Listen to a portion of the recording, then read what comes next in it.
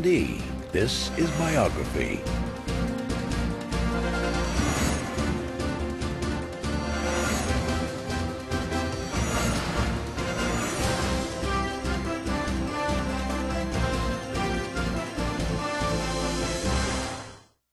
Grimm's Fairy Tale. What a lovely name, Grimm. She is a TV legend, best known for feeding man-eating plants and cutting the heads off roses. What made Carolyn Jones so perfect in the role of Morticia was that wicked little sense of humor that she had. Wait till you see what they've got cooked up for you. She starred opposite big names like Elvis Presley and Frank Sinatra, and was married to a man who would become one of the most powerful producers in television history. But behind the scenes, Carolyn Jones battled Hollywood typecasting. She was expected to be Morticia much of the time. She fought the ravages of cancer. There were days when she just barely could drag herself out of the dressing room. And she never lost her love for life or her limitless ambition. She was great fun, and she was a very dedicated, very professional actress. She just liked working.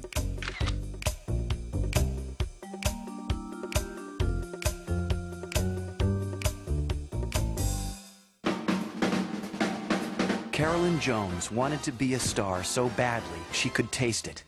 She longed for the spotlight, the fame and the glamour, anything that would take her away from the only life she knew.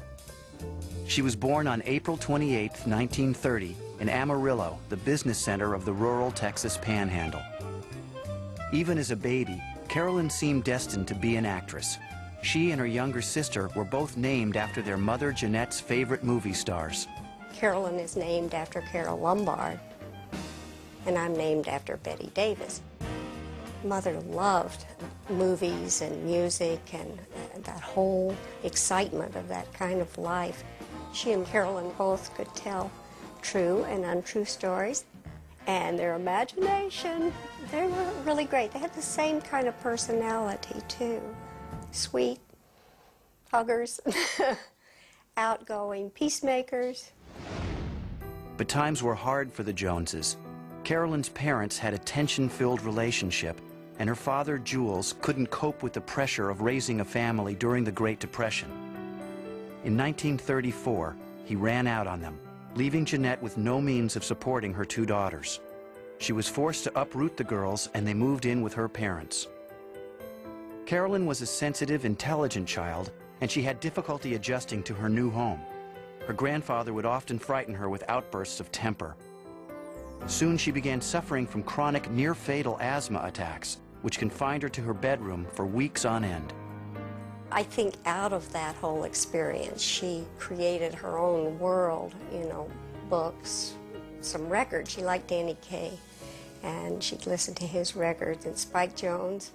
From our bedroom, she created, I called it the command post. She was inside and I was outside, and we came together in the evening, and she would read me stories and poems, a lot of poetry. Taught me a lot. Like her mother, Carolyn loved the movies, but she was often too sick to go. Instead, she read every fan magazine she could find and fantasized about someday joining the hottest stars on the big screen. But even when she was healthy, Carolyn felt trapped by small-town life. By the time she reached high school, she couldn't wait to get out of Amarillo. She had read about the famous acting school at the Pasadena Playhouse near Hollywood, and all she wanted was to study there. In high school, she wasn't a popular girl. She was obsessed with getting to the Pasadena Playhouse. She had a hard time finding people that could share that big part of her world. Carolyn may not have had many friends, but she had talent. She stole the show in class plays and won award after award in speech, poetry, and dramatic reading.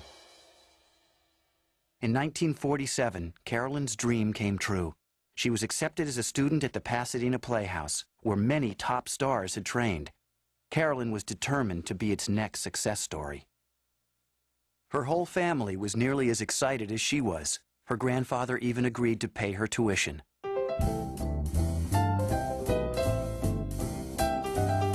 Carolyn's time at the Playhouse was everything she had hoped it would be. She was finally in her element, a place where everyone loved acting as much as she did. She enjoyed actors. She liked bright people. I think she was enamored with some of the glamour of showbiz, but she also didn't take it seriously. Quick exchange, sharp mind, that was what excited her. Carolyn was a star student at the Playhouse, and during the summers, she performed with stock theater companies to supplement the money she received from her grandfather. After 3 years of hard work, she got her diploma. But she knew it would take more than acting skill to get good movie roles, so she gave herself a head-to-toe makeover. She even endured painful plastic surgery to make her nose glamour girl perfect. Now she was ready to tackle Hollywood. Not only did her Texas accent leave, but she began to hold herself in a different way. She was very happy. And she began to dress beautifully and just look very beautiful. The ambitious young actress soon wrangled herself a job as an understudy at a small local venue called the Players Ring Theater. There she got a lucky break.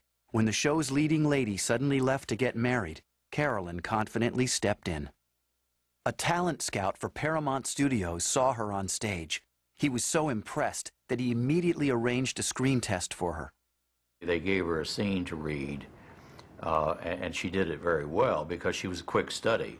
And I think what impressed them was that she'd memorized the lines so quickly and pulled it off pretty flawlessly. And maybe that, more than the power of her performance, got her the contract at Paramount. Carolyn was signed for 6 months. It was just what she had always wanted. She was now part of the studio system. But she still had a lot of Texas in her and couldn't always take Hollywood seriously. She found a lot of Paramount interesting, but a little on the ridiculous side, too. And when DeMille came in the commissary with the boots and the puttees and the riding whip and all the gear, her inclination was to snicker at it. Carolyn was all business, though, when she made her screen debut in a small role in 1952's The Turning Point, starring William Holden and Edmund O'Brien. That certainly was the turning point. I was all that struggling, and there she was. I understand that our grandparents, my grandfather and grandmother, actually danced around the living room, and Mother cried, of course. It was great. She was really good. We were proud. But Carolyn got only 2 more small parts at Paramount. By the time her contract was up, she was all but forgotten.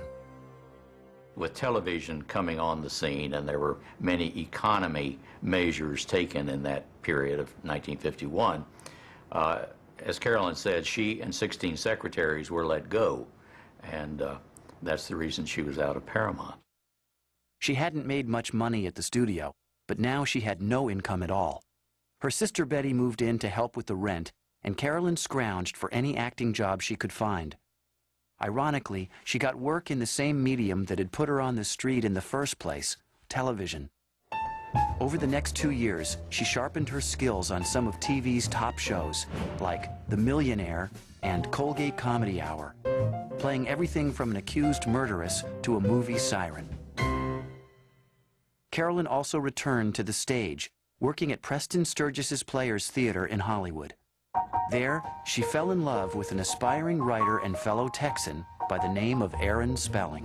They were very much alike, very in sync, it seemed to me. They were like puppies, playing all the time. Carolyn and Aaron had a lot in common: talent, ambition, and a sharp sense of humor. They were adorable together. I mean, you couldn't be around them and not laugh and have a good time. It was always great fun.